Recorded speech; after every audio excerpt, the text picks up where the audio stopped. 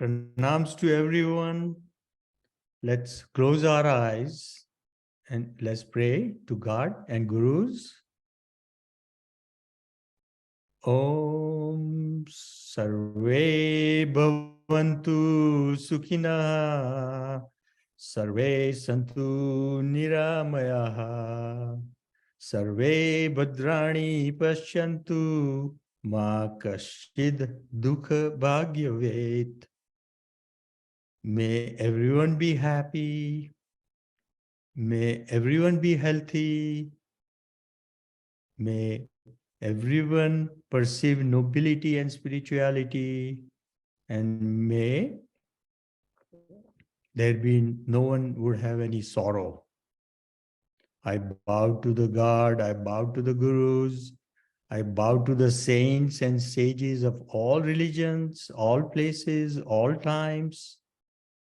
I bow to my Guruji and Gurudev, and I bow to each and every one of you. Namaste and welcome.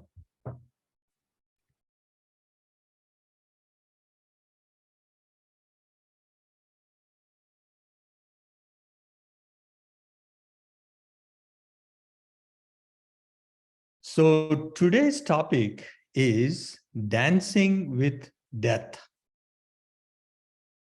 Dancing with death.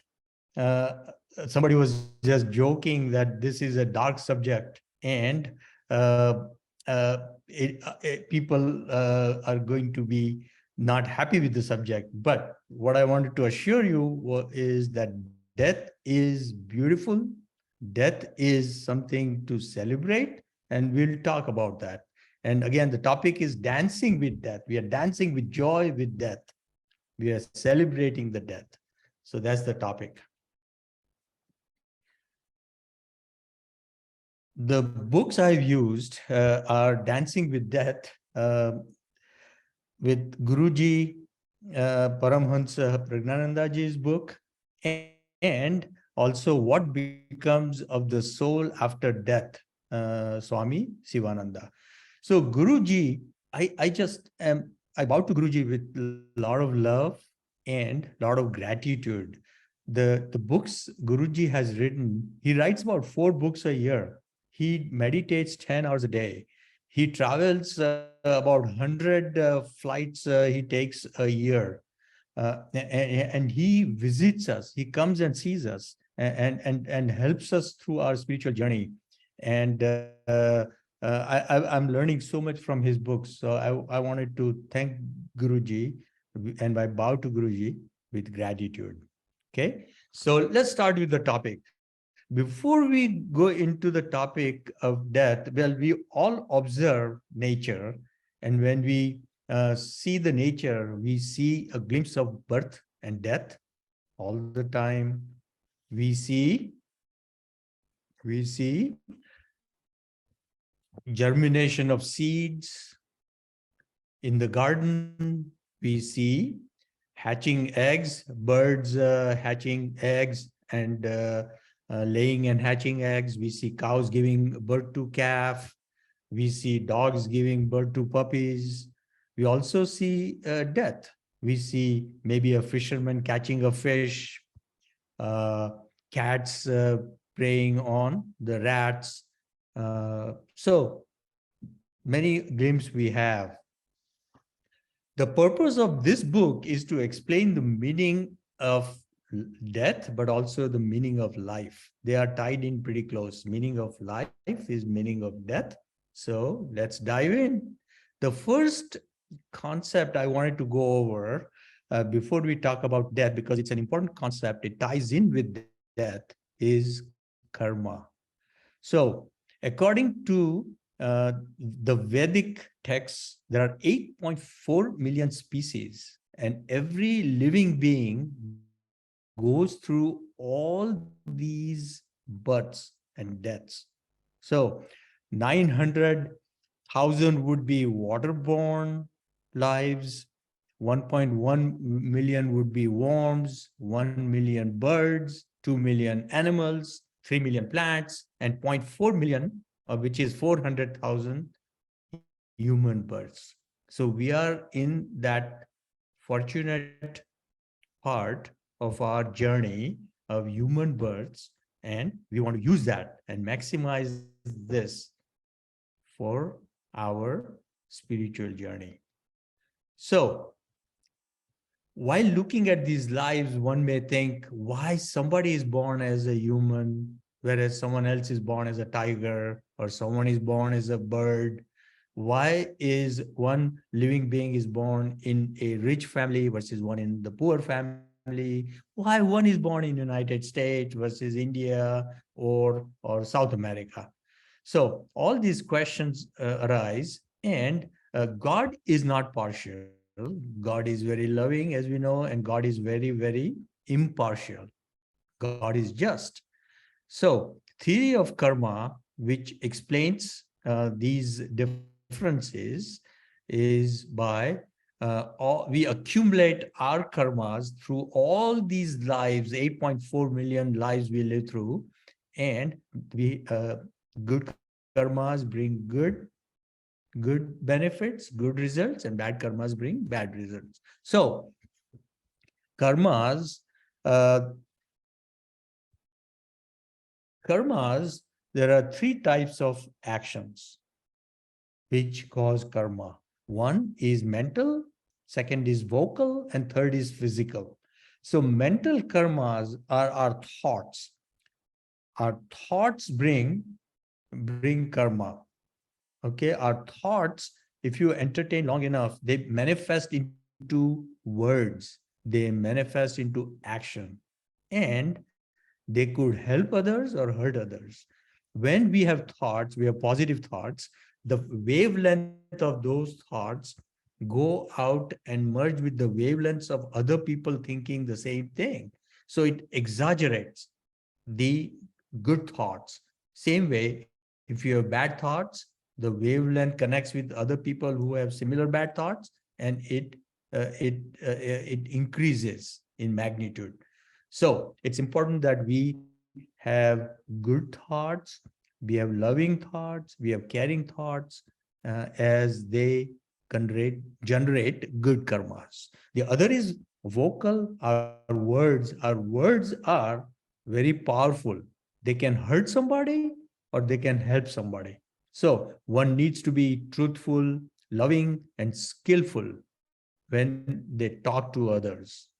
Every word should be used to help others and not hurt others. The third action is physical. So they are done through our sense organs. We may use, for example, our hand to give out a donation. We may use our other organs, sense organs, to help others physically. So those are physical actions. So all these three actions create karmas, and we want to use them to create good karmas. There are three types of karmas. One is prarabdha, which is destiny. The second is sanchita, or accumulated karma. And third is kriyamna. So let's talk about the prarabdha, or destiny. So prarabdha karmas are from previous lives, which you are bringing in this life. You're going to use those karmas in this life. Okay, so for example, what family you would be born, what kind of life you will live, generally happy or unhappy, what parents you will have, even when you would die. All those things are predetermined with prarabdha karma, and there is no control. We don't have any control over them in this life because they are coming from previous lives. Same way, sanchita or accumulated karmas are the karmas from previous lives, which are not going to be used in this life, but they'll be used in subsequent lives. So they are, so to speak, a backpack full of these karmas, which are with you, but they will not be used in this life, they'll be used in future lives. Again, there is nothing we can do about them in this life, as they were created in previous lives. However, the third one, the kriyamana, is the karmas you create in this life. Your actions in this life will determine kriyamana karma. So you have control over them. You can do good deeds, good karmas, and they'll carry forward in the future lives with you. So prarabdha karma is the cause of our birth, which family, which country. When the birth happens, we are happy, we celebrate, there is a lot of laughter, there is a lot of applause, there is a lot of anticipation, and those are good times. But as opposed to it, sometimes during death, people feel more fearful, they are uh, they feel lonely, they feel detached. So there are many feelings come during death. However, uh, the truth is that birth and death both are celebrations and both are positive for us. Death is our companion from the birth. Death has an eye on a child from birth. However, it's not a bad eye. Death is a companion throughout the life and which then stays with us after death. So there is a nice analogy in the book which talks about there is a wide river, and you cannot see the other bank. One bank is the birth, and the other bank is the death. And either you are at the birth bank or you are traveling in a boat in a journey of life towards the other bank. But you can't see the other bank. You don't know what to expect. So there comes a fear of unknown. There comes, there is fear, you're afraid, you are tense. However, that makes the journey even tougher, right? You don't know where you are heading. However, if you knew that other bank is death, and death is a friend, not a foe, and death is good for you, and we'll talk about it further why it's good for you, but death is good for you. So with that understanding, and you are sailing on a journey of life towards the death with a positive attitude, with love, with good feelings, with optimism versus negativity. The other concept we should talk about are three bodies, and this is important and we can tie in with death. So there are three bodies. We have the gross or physical body, the astral or subtle body, and the third one is the causal body. So these three bodies we'll talk about. We all know our gross body, our physical body. It when it's born, again, there is a lot of celebration, and uh, when the baby is born, we think the baby is very tender, very cute, very small. However, inside that body, inside that baby, there are a lot of experiences and a lot of memory from previous lives. So it's not as babyish as we think. There is inside a bigger body which has the past memories with it. So let's talk about each body. First is the gross body, the physical body, which is the one we can see, we can touch, we can feel, we can smell. That's the gross physical body, which we all can identify with. In fact, we have an attachment with our body. We say that our body is my body, my father, my mother, my wife, my son. The attachment with the body is pretty big. So the body, the gross body, which is the physical body, is made of 5 gross elements: earth, water, fire, air, and ether, vacuum.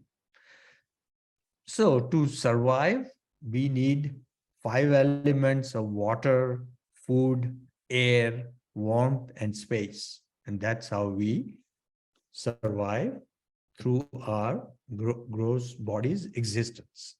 there are 6 distinct qualities or characteristics of this physical body, the gross body. First is birth. We all, first of all, before we are born, we are in mother's womb. Then we are born. Again, a lot of celebration, a lot of happiness in the family. When baby is born, we even note down the birth date so that we can celebrate every year and see the progress we are making throughout the life. The second quality or characteristic is existence. We exist from birth to death, and that lifespan is the existence. We also grow, the growth.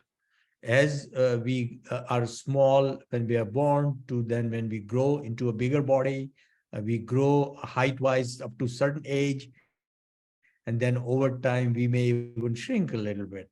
So that's the growth. In fact, if we eat unhealthy food, we may also grow breadth-wise, right? So that's the growth. And the next quality or characteristic is maturity.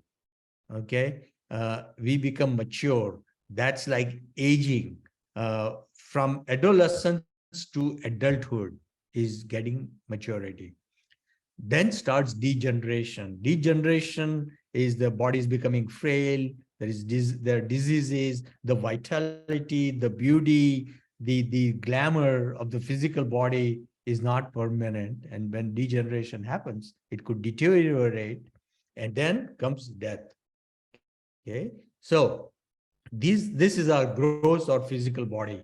We know all this because we live through it, we experience it. However, behind this, there are 2 other bodies we'll talk about. One is the astral body.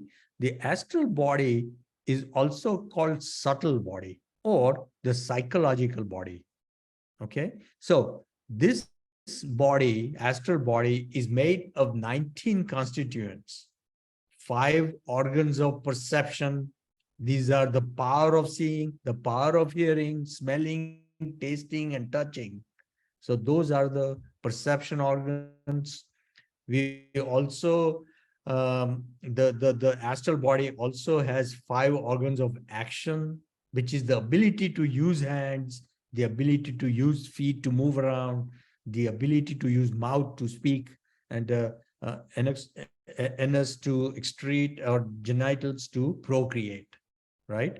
We also have 5 vital energies or pranas in the astral body, and 4 instruments of mind, intellect, ego, and memory. So when you are born, over time, mind, intellect, ego, and memory develop and they advance, right? So that those are the 19 constituents which make our psychological body or subtle body or astral body.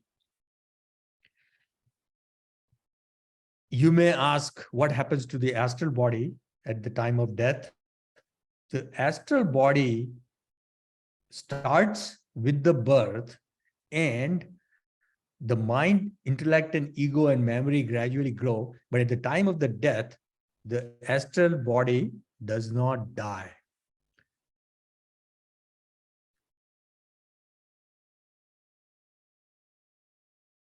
The astral body is the one which thinks, which deliberates, which decides, enjoys, feels, become emotional, okay, becomes contemplative, engages in different activities, feels ego within, the pride and humility.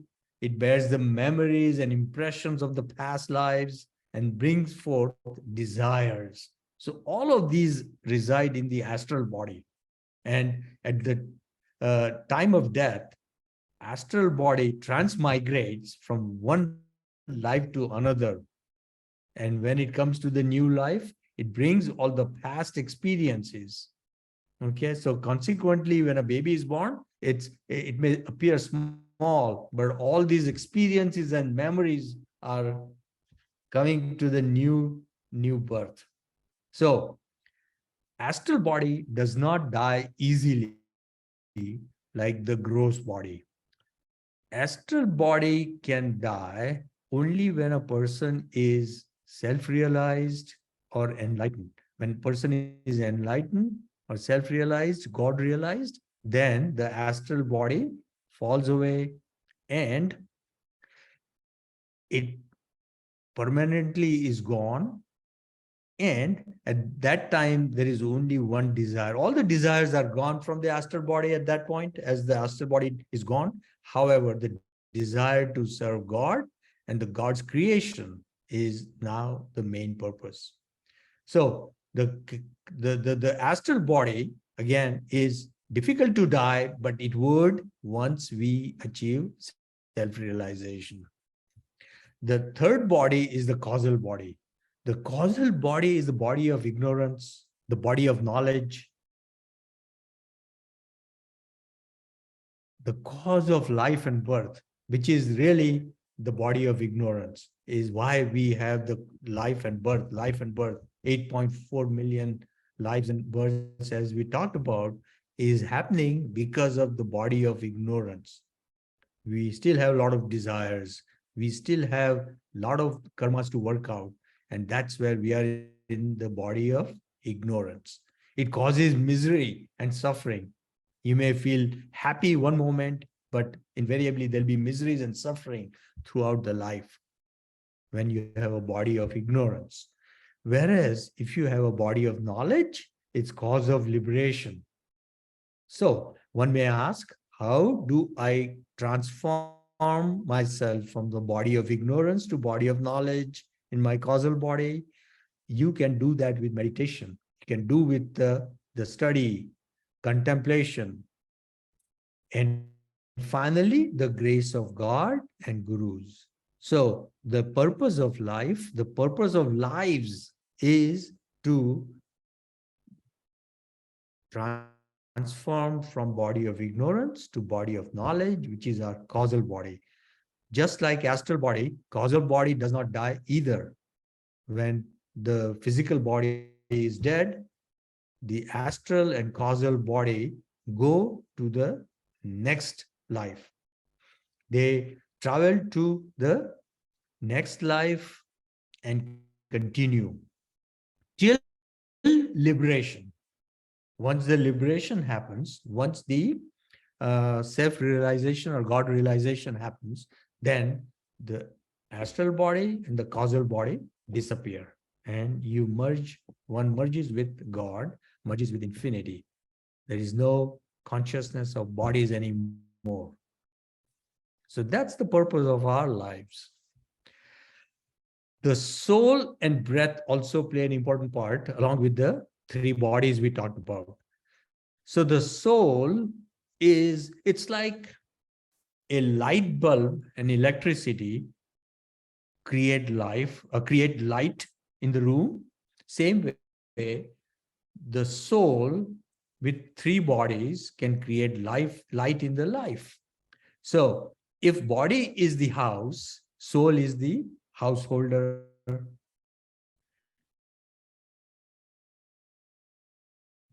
Soul is immortal. If let's say body is a temple, then the soul is the deities. So body and the three bodies and the soul together creates life, and we live life with the help of soul and the body. And the breath is like an indicator. Without breath, we cannot survive, we would not live. And breath is an important part along with soul and the three bodies which create our lives. And breath, when stops, we call it a gross body death. But it is important for us to pay attention to the breath. Breath can help us transform. And in Kriya Yoga, in meditation, breath has the importance because of that. Because breath can help us transform our life. Some yogis give an example of a football. A football which has a outside leather covering. Inside there is a bladder for air, and there is a valve to seal. Right? So those are the three. And inside there is air. So this football, if you compare it with ourselves, the outer layer of leather in a football is like our gross body. The the bladder for air is our astral body, and then the valve which seals it is the causal body. And the air inside are like desires, and that air is trapped, our soul is trapped in this body. And uh, once that air, till the air is in the football, you can kick it around. But as soon as the air is out and merges with infinity, merges with the air in surrounding, then the football no longer is needed for its purpose. So that's what happens to our body, and our soul as well is trapped in the body, and then it is released. When soul is present during both good and bad karmas, with good work, there is manifestation of love, joy, and peace. During bad actions, there is fear, anxiety, and frustration. So, the cycle of birth and death continues. It's like clothes. We have, let's say, clothes, we wear several layers, just like our bodies, 3 bodies are the layers of clothes. And as the clothes wear out, we replace them with new clothes. And that's what happens to our bodies. Frail, it may have disease, and it's time for that body to be replaced with the new body, just like clothes. So that's what it is that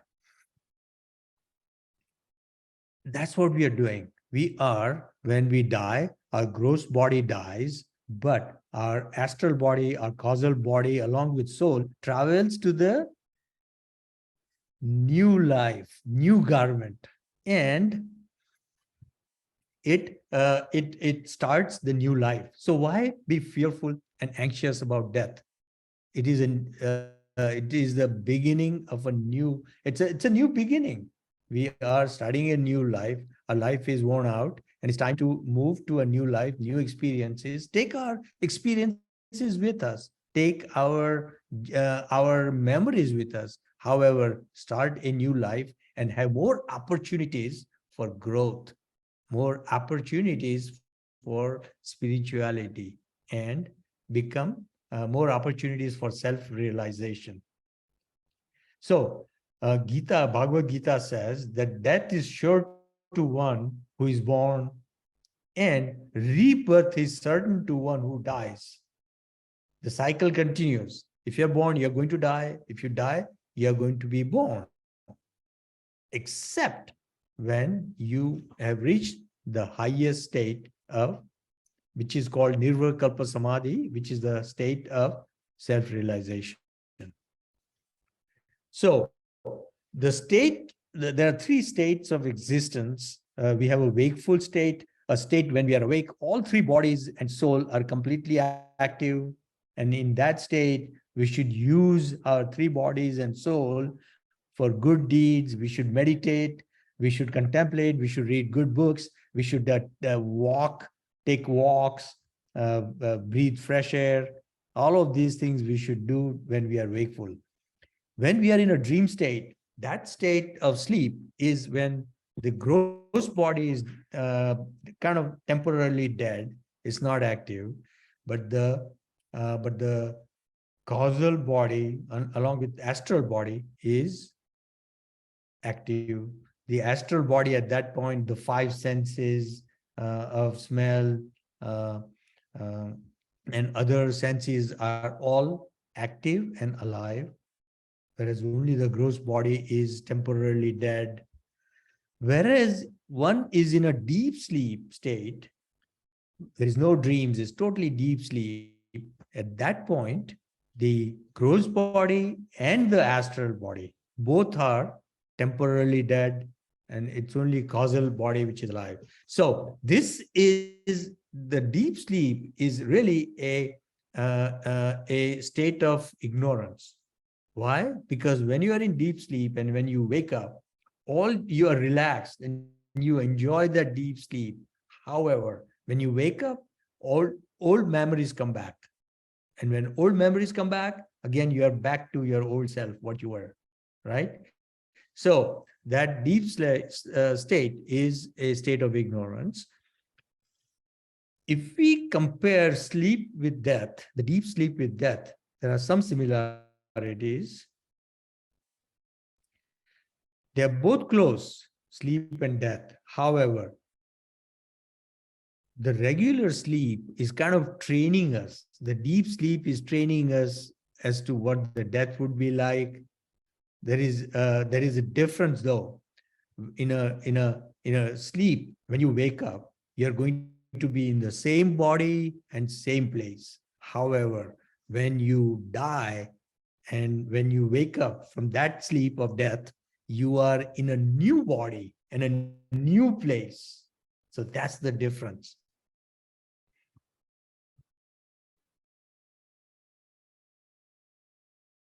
Deep sleep and meditation. So deep sleep is meditation without consciousness, whereas meditation is deep sleep with consciousness. In meditation, one goes beyond thoughts, body consciousness, and even awareness of the world and the surroundings. By reducing the thoughts, one gets into deep sleep, deep meditation, conscious meditation. And at that point, you are free from karmas during meditation. Not only that, but during meditation, it burns your karma, past karmas, and that way it helps. It's like roasted seeds.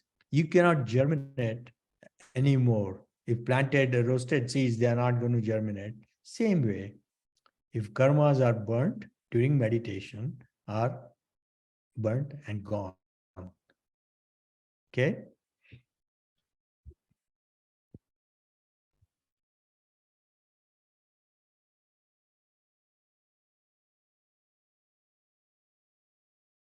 So again, wanted to talk about, conclude what is death. Death is the departure of soul and astral and causal bodies from gross body, as we already talked, and it takes you to another place, another life. So journey continues. So why should we be afraid of death? Death is a good thing. Needs to be celebrated because it's taking us, our soul, our astral and causal bodies, into a new place, new birth, and more energy, more invigorated, more motivation to go on the journey of self-realization and continue our evolution. So death is a good thing. And one may ask, how does one leave the body? There are 9 doors in our body, 7 are open doors and 2 are closed. Open doors are to nostrils, to eyes, to ears, mouth, anus, and genitals. And the closed doors are navel and fontanelle. So when our body, the gross body dies, soul is looking for, and Udana Prana is looking for which door to exit from. It depends on what level of evolution we are. If you are more spiritual, if we have worked through our issues and have elevated our prana energy into the upper centers of our body, then our soul would exit through the upper doors. For ordinary human beings, it may exit through middle doors. And if someone is really has animalistic tendencies or materialistic tendencies, soul would exit through the lower doors. So through meditation, we are bringing our prana energy, our consciousness towards the upper doors from lower doors. For a highly spiritual master, the exit would be from fontanelle, from the highest door in our body. Yogis also say that the last thought decides our onward journey. What we are thinking when we die is what will define what the next journey would be. If you have negative thoughts, then it sets the tone for next life. If you have positive thoughts, if you are loving, then it will set the tone for the next journey. So, thought is power. Thought has tremendous effect on our life, and the thoughts at the end are very powerful. So, one may ask a question: what are the thoughts you are generally getting? Okay, the thoughts, life could end any minute as you stop breathing. So if today, if the life ends, what kinds of thoughts you have in your mind, which will then take you to the next life and set the tone for the next life. If you have good thoughts, you have thoughts of God, thoughts of helping the humanity, then that would help you. So Mahatma Gandhi, when he died, his last words were, "Oh Ram, oh God." So, thinking of God's name, and that's why in prayers, many times we pray to God, which creates positive thoughts in us. Okay, so heaven and hell, the concept of heaven and hell, whether I am in heaven or I want to go to hell, uh, Lahiri Mahasaya beautifully says that who says heaven and hell are far away? They are in us, in our body. Okay, hell exists as the devil, and heaven exists as divine. So it is up to us to be in heaven or hell by our daily behavior, our daily actions. That's what decides whether we are in heaven or hell, not at the end of the life, but throughout the life. So the judgment day, it's not that the end, once we die, there'll be a judgment day. Judgment day can be every day. As we do good deeds, our judgment today or every moment will be positive. If you do bad deeds, the judgment will be negative, right? So, for example, if you do good action, judgment will be you'll feel joy, you'll feel happiness. And for every negative action, inwardly you'll feel remorse and repentance, which is hell. That's the judgment. So what is important is instead of worrying about death, worry about life. If life is positive, death will be positive. If life is negative, death will be negative. So live life positively, and instead of thinking of disease, depression, difficulties, ego, emotions, envy, ambitions, arrogance, anger, temptation, hopelessness, think positive and practice positive traits like discipline, determination, encouragement, enthusiasm, attitude of love, amicable nature, trust, transformation, humility, and honesty. Then life will be beautiful and death will be beautiful. Okay, so here is, I'll conclude the talk with this from Swami Sivananda. What is real death? Not to study the scriptures daily, not to remember God at all times, not to serve gurus is real death.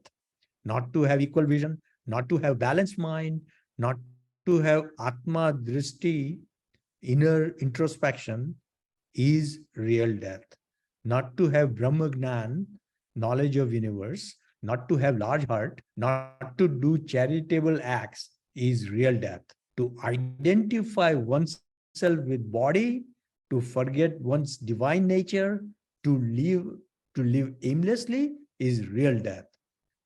To eat, drink, and be merry, to waste time uselessly, to lose one's honor and name is real death.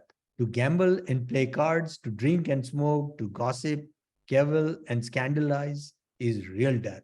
To earn money unlawfully, to injure others is real death. To backbite, revile, carry tales, to speak ill of others, to cheat, falsify, and do is real death.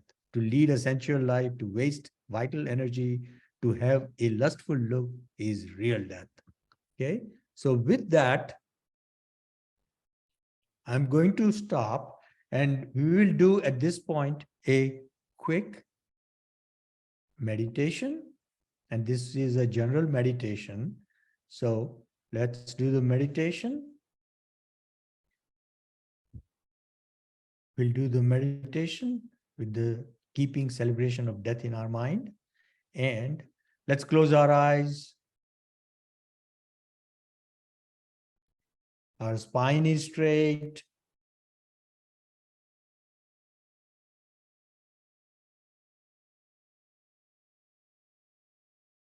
Our concentration is between the two eyebrows, which we call the third eye.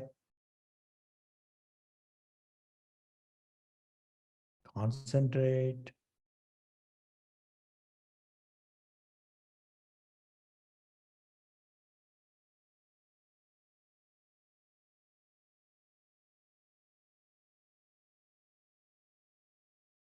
Now let us observe our breath. Breath is what is keeping us alive. The breath going through the nostril, going in, coming out.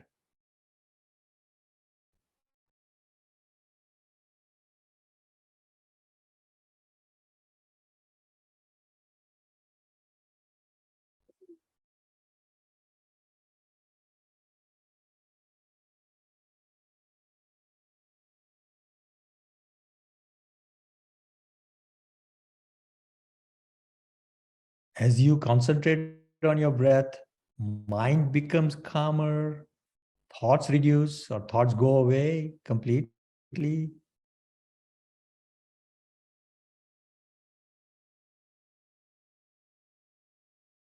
Now, we are going to take a slow, long, deep inhalation from the bottom of the spine all the way to the top of the head. Inhale, hold, and bow in the front. Exhale.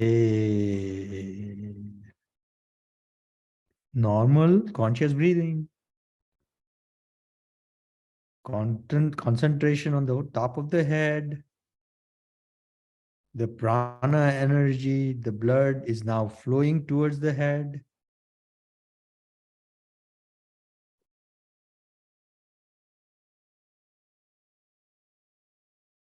Bowing is an expression of humility. You're bowing to God, you are surrendering yourself to God. Oh God, please help me on this journey of transformation.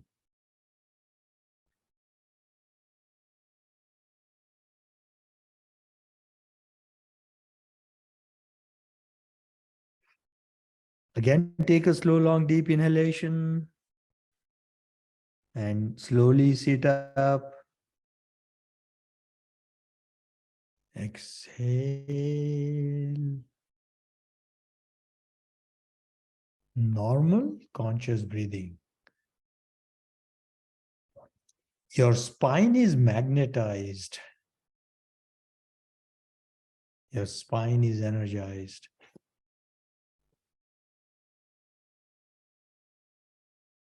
Again, concentration between the eyebrows.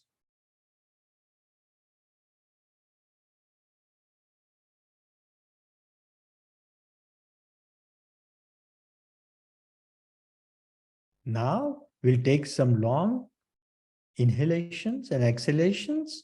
When we inhale, let's think of peace. And when we exhale, let's exhale love. So from the bottom of the spine to the top of the head, inhale peace, exhale love. Inhale peace, exhale love. Inhale peace, Exhale love. Inhale peace. Exhale love. Inhale peace. Exhale love.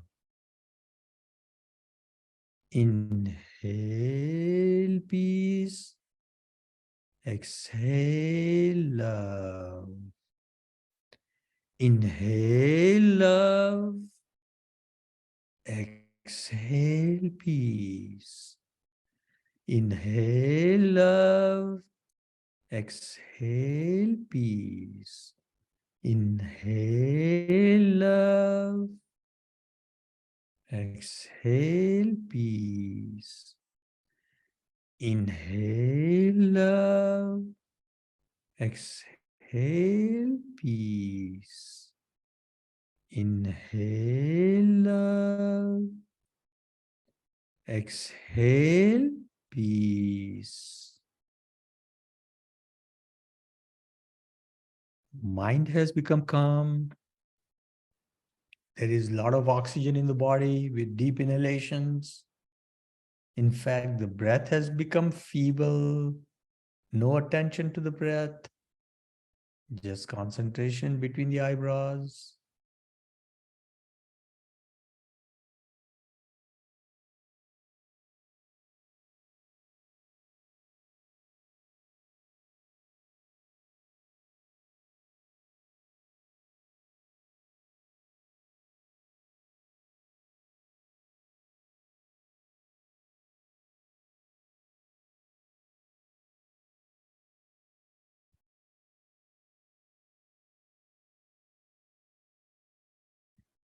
Now, let us conclude this discourse with a prayer for helping the humanity remove grief, sorrow, and pray God for peaceful, joyful humanity.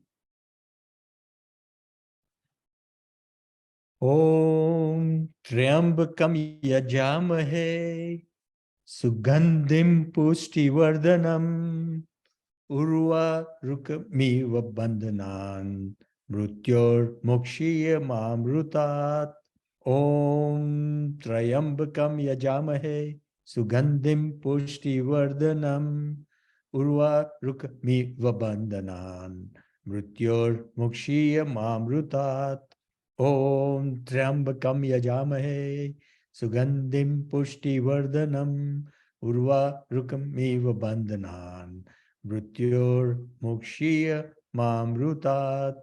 Om Shanti, Shanti, Shanti. Thank you and pranams. Jai Guru.